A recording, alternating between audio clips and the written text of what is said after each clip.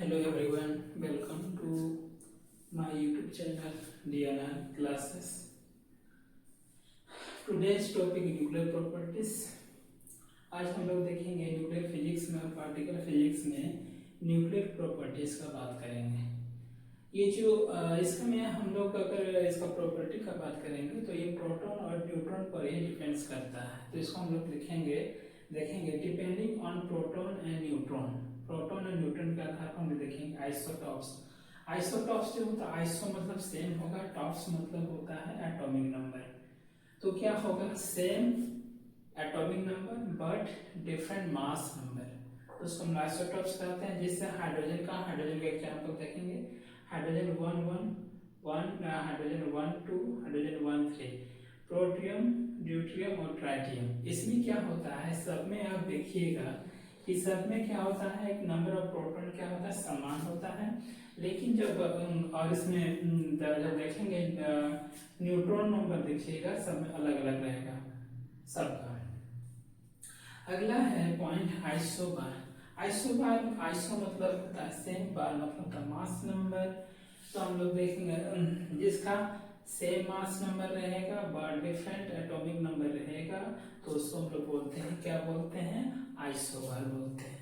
तो एग्जांपल हो जाएगा क्या, ऑक्सीजन का हो जाएगा 8 तो 16 हो जाएगा। फिर नाइट्रोजन का करेंगे तो 7 16 हो जाएगा। इसमें दोनों में देखिएगा, दोनों में मास नंबर क्या होंगे, समान होंगे, लेकिन इसका जो एटॉमिक नंबर अलग अलग रहेगा, तो उसको हम लोग क्या बोलते हैं, आइसोबार बोलते हैं। नेक्स्ट पॉइंट है आपका आइसोटोन। आइसोटोन में क्या होता है, आइसो मतलब सेम, टॉन्स मतलब होता है नंबर ऑफ न्यूट्रॉन।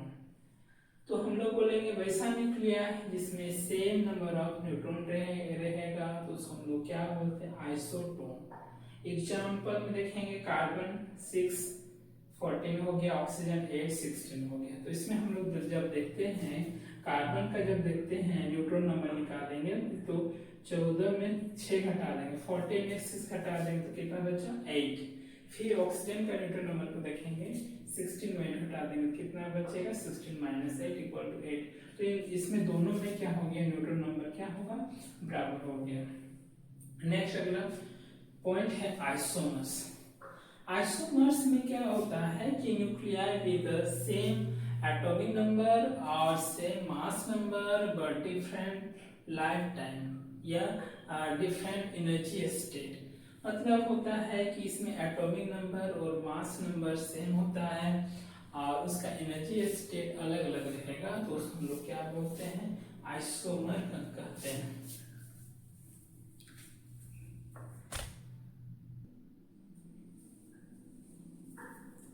अगला टॉपिक है मिरर न्यूक्लियाई।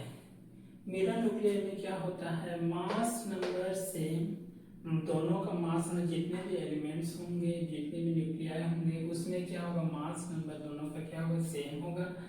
जैसे आपका दो एलिमेंट है x y है, इसका x का एटॉमिक नंबर Z1 है, इसका मास नंबर A है। दूसरा एलिमेंट है, इसका एटॉमिक नंबर Z2, इसका मास नंबर A है। तो उस केस में हम लोग देखेंगे यदि पहला में नंबर ऑफ प्रोटॉन फर्स्ट का, पहला का प्रोटॉन और दूसरा का न्यूट्रॉन का बराबर होगा। फिर दूसरा होगा नंबर ऑफ प्रोटॉन सेकेंड का प्रोटॉन और पहला का न्यूट्रॉन बराबर होगा, तब इसको हम लोग बोलेंगे, क्या बोलेंगे, मिरर न्यूक्लियाई। जैसे हम देखेंगे, देखिए जैसे यहाँ पर दिया है, यदि इफ A = ऑड, अगर ऑड रहेगा तो हम लोग देखेंगे प्रॉपर्टी ऑफ मिरर न्यूक्लियाई का। कार्बन 6 है, इसका मास नंबर 11 है। बोरॉन 5 है, इसका मास नंबर 11 है। तो हम लोग इसमें क्या रूट होता है, इसका मोड ऑफ Z1 - Z2, जो उसका एटॉमिक नंबर रहेगा, उन दोनों का हम लोग माइनस करेंगे, डिफरेंस करेंगे, और दोनों का डिफरेंस क्या होगा, मोड जो होगा यूनिटी आएगा, तब जानेंगे कि मिरर न्यूक्लियाई है। फिर इसी तरह से आगे होगा, फिर दूसरा में हम लोग देखेंगे Z1 का स्क्वायर - Z2 का स्क्वायर = क्या, A, यानी एटॉमिक नंबर के बराबर आएगा, तब हम लोग जानेंगे। जैसे कार्बन 6 है, बोरॉन 5 है, तो दोनों को हम लोग जब घटाते हैं, माइनस करते हैं, डिफरेंस करते हैं, तो 6 - 5 = 1, जो एक तरह यूनिटी है। फिर इसका दूसरा हम देखते हैं केस में 6 स्क्वायर, ये पहला हो गया। दूसरा वाला हम क्या करेंगे, 6 का स्क्वायर माइनस 5 का स्क्वायर, तो होगा 36 माइनस 5 इक्वल टू कितना 11, जो इसका एटॉमिक नंबर के बराबर है। तो ये मिरर न्यूक्लियाई का शो करता है।